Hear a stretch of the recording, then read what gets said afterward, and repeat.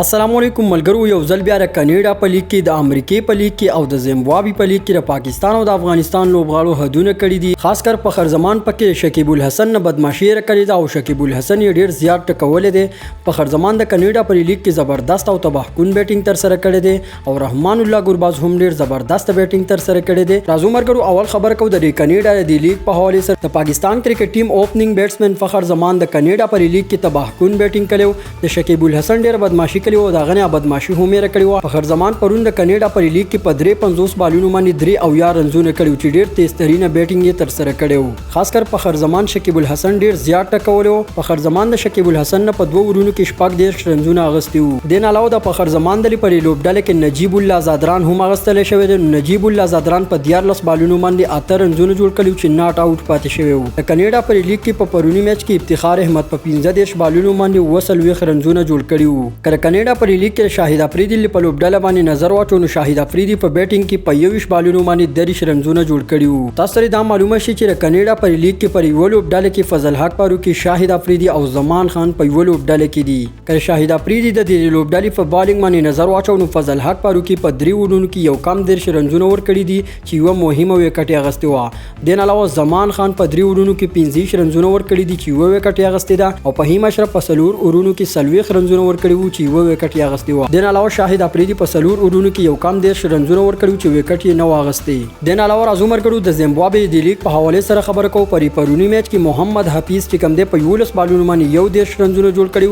او د انډیا یوسف پټان په 21 بالونو باندې شپږ 10 رنزونه جوړ کړو. محمد حفیظ په بالینګ کې په 2 ورونو کې 12 رنزونه ور کړو چې یو مهمه وکټ یې اغستې و. د نه علاوه عثمان خان شینواری په 2 ورونو کې 19 رنزونه ور کړو چې 2 مهمه وکټ یې اغستې وي.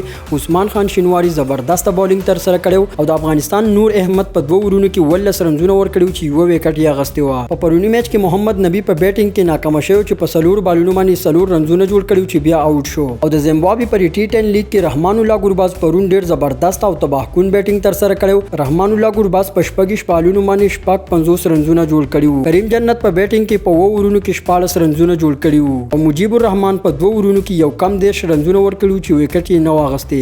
د نه علاوه کریم جنت چې کم دی پر پرونی میچ کې ډیر زیات ټکېدل وو چې 15 پګیزي وته هم لګېدل وي. کریم جنت په 2 ورونو کې 40 رنزونه ور کړو چې یو وکټ یې هم نه ترلاسه کړي. پرونی میچ کې حضرت الله زازا یو ځل بیا ناکام شو چې پاته بالونو باندې 2 رنزونه جوړ کړي او آصف علي چې کم دی زبردست بیټینګ تر سره کړو. تیز بیټینګ کړو چې په 10 بالونو باندې یو 10 رنزونه جوړ کړي او ناٹ اوټ پاتې شوی وو. په پرونی میچ کې د ډربن کلندر پر لوبډاله کې عظمت الله عمرزی په 2 ورونو کې 10 رنزونه ور کړو چې یو وکټ یې هم نه واغستې. د نه علاوه پرونی میچ کې محمد عامر په 2 ورونو کې 24 رنزونه ور کړو چې 2 مهمه وکټ یې اغستې وي. راځو مرګرو اوس خبر کو د میجر کرکټ لیګ په حواله سره چې د امریکای په دی لیګ کې راشد خان حارث روب د څنګه بیټینګ او بالینګ تر سره کړی دی. د نیویارک په نوم باندې چې د راشد خان د کمل لوبډاله نو دیو نن میچ بیللو. راشد خان پر نننی میچ کې په سلور ورونو کې یو سلوي رنزونه ور کړو چې 2 مهمه وکټ یې اغستې وي. ماد وسیم په سلور ورونو کې 10 رنزونه ور کړو چې 2 مهمه وکټ یې اغستې وي. د امریکای په لیګ کې په نننی میچ کې شاداب خان په 23 بالونو باندې 10 رنزونه کړیو او شاداب خان په بالینګ کې په سلور ورونو کې 15 رنزونه ور کړو چې 2 وکټ یې اغستې وي. حارث روب د امریکای پر لیګ کې په سلور ورونو کې 2 رنزونه ور کړی دي چې 2 مهمه وکټ یې اغستې وي. دا د کاناډا په لیګ کې د زیمبابوې پر لیګ کې او د امریکای پر لیګ کې د پاکستان او د افغانستان د لوبغاړو د نننی میچ او د پرونی میچ پرفارمنس کارکردګي